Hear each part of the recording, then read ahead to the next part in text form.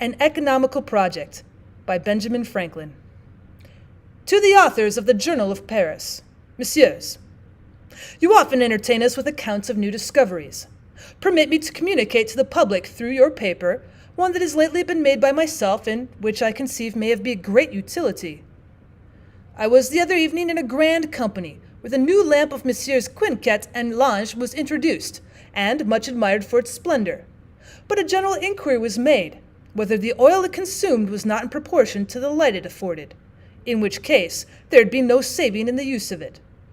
No one present could satisfy us on that point, which all agreed ought to be known, it being a very desirable thing to lessen, if possible, the expense of lighting our apartments, when every other article of family expense was so much augmented.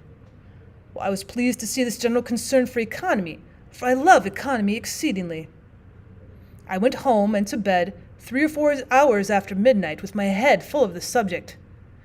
An accidental sudden noise waked me about 6 in the morning, when I was surprised to find my room filled with light, and I imagined at first that a number of those lamps had been brought into it.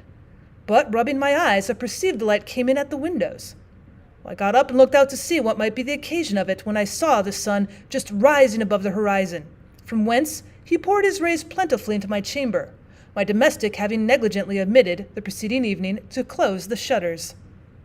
I looked at my watch, which goes very well, and found that it was but 6 o'clock.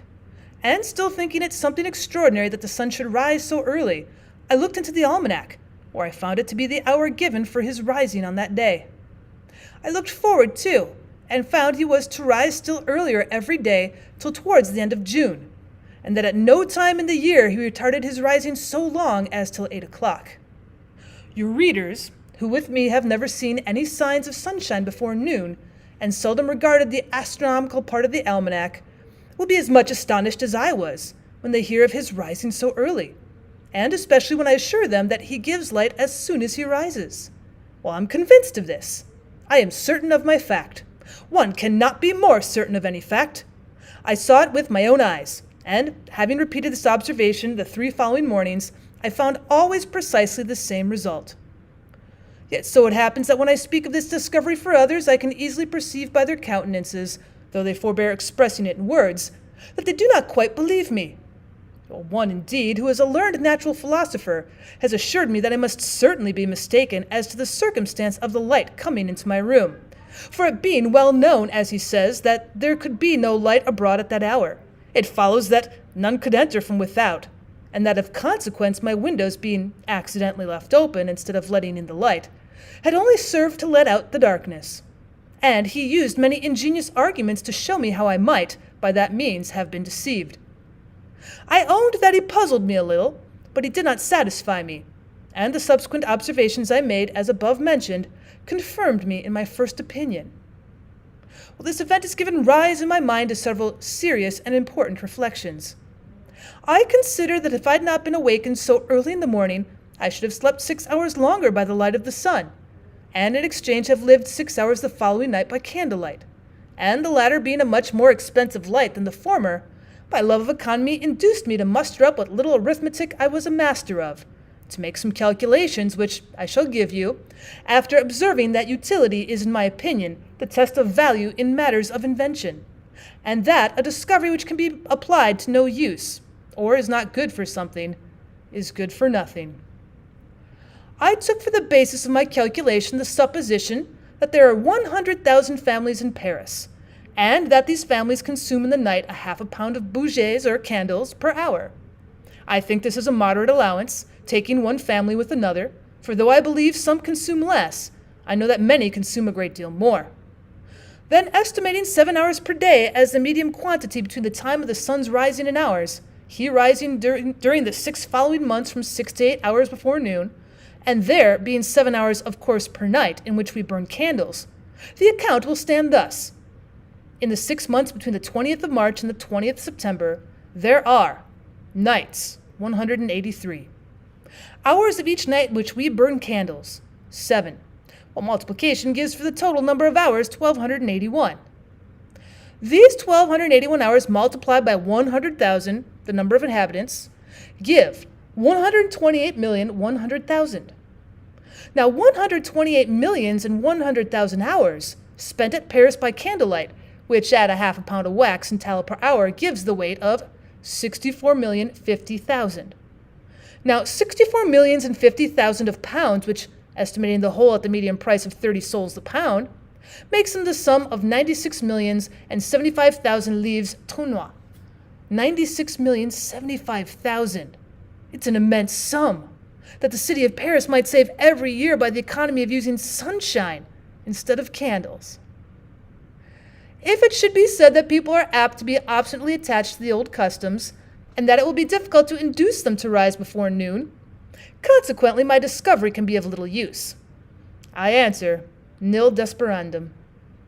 I believe all who have common sense, as soon as they have learned from this paper that it is daylight when the sun rises, will contrive to rise with him, and to compel the rest I would propose the following regulations. First, let a tax be laid of a louis per window on every window that's provided with shutters to keep out the light of the sun.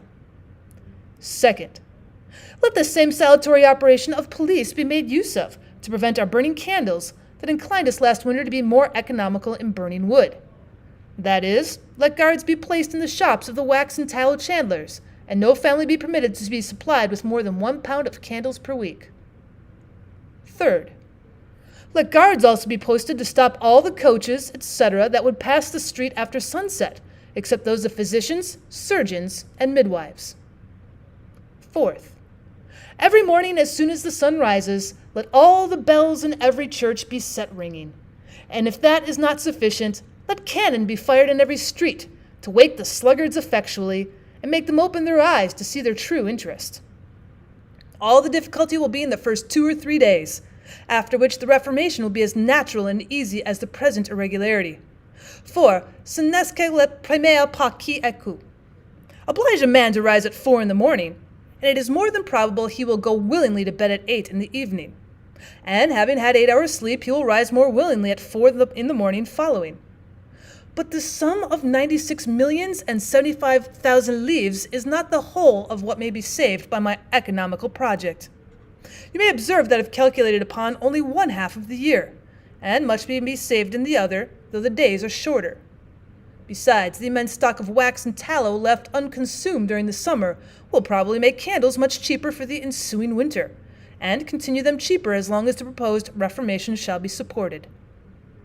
Now, for the benefit of this discovery thus freely communicated and bestowed by me on the public, I demand neither place, pension, exclusive privilege, nor any other reward whatever. I expect only to have the honor of it. And yet I know there are little envious minds who will as usual deny me this, and say that my invention was known to the ancients, and perhaps they may bring passages out of old books in proof of it. I will not dispute with these people that the ancients knew not the sun would rise at certain hours. They possibly had, as we have, almanacs that predicted it. But it does not follow thence that they knew he gave light as soon as he rose. This is what I claim as my discovery. Now, if the ancients knew it, it might have been long since forgotten, for it was certainly unknown to the moderns, at least to the Parisians, which to prove I need use but one plain simple argument. They are as well instructed, judicious, and prudent a people as exist anywhere in the world, all professing, like myself, to be lovers of economy, and from the many heavy taxes required from them by the necessities of the state, have surely an abundant reason to be economical. I say it is impossible that so sensible a people under such circumstances should have lived so long by the smoky, unwholesome, and enormously expensive light of candles, if they'd really known that they might have had as much pure light of the sun for nothing. Benjamin Franklin.